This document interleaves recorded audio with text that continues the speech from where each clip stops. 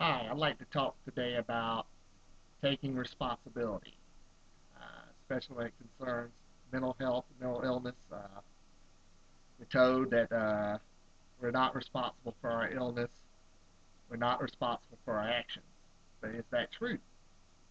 Uh, is mental illness caused by chemical imbalance, or is it just theory that has no scientific backing?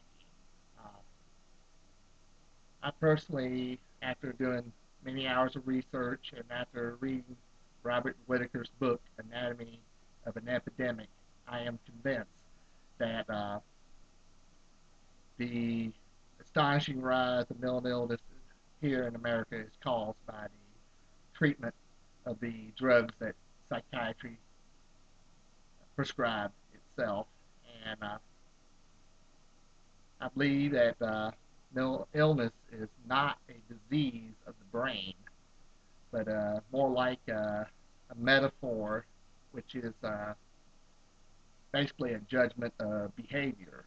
And I believe we have the power to choose, and we can change the behavior that causes problems. Uh, Responsibility is not punishment, it is empowerment. Our founding fathers believed that we cannot have freedom without responsibility. And that means that with responsibility, we are held accountable for our actions, behaviors, and choices we make in life. Uh, with responsibility, if something doesn't work, we have a choice to change what don't work and try something new. But with the disease model of mental illness, you're genetically defective, you're sick, and you need to be on medication for the rest of your life.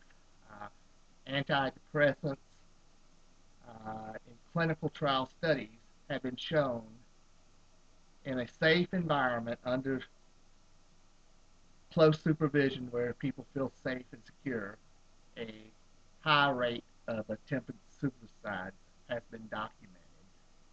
Uh, Robert Whitaker's book documents the astonishing rise of mental illness and disability in America. 800 people a day goes on disability for a mental illness diagnosis. And back before these drugs came out, only a little over 300,000 people were in institutions for so-called mental illness. Uh, does these drugs help, or do they cause disability? Do they enable you, or do they disable you? I'm here. I want to encourage friends like me in the mental health system. If you tried everything, all the drugs, treatment, electroconvulsive therapy, and nothing worked, I want you to read Anatomy of the Epidemic by Robert Whitaker. The research in there is research done by Harvard doctors at Harvard University. It's not his. Uh, this research comes directly from psychiatry, and their own research says that these drugs do not work, and the antidepressants are no more effective than a sugar pill.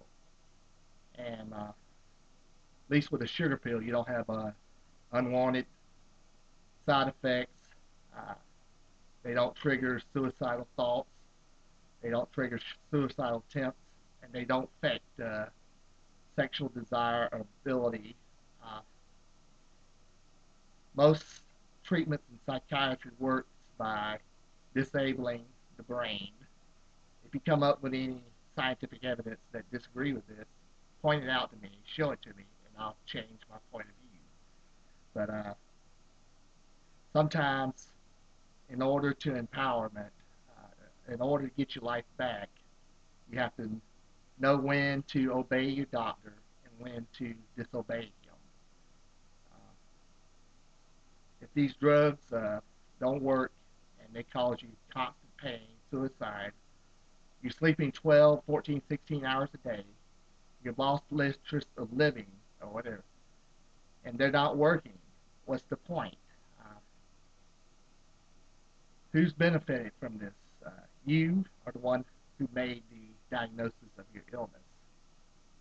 Freedom of choice is empowerment.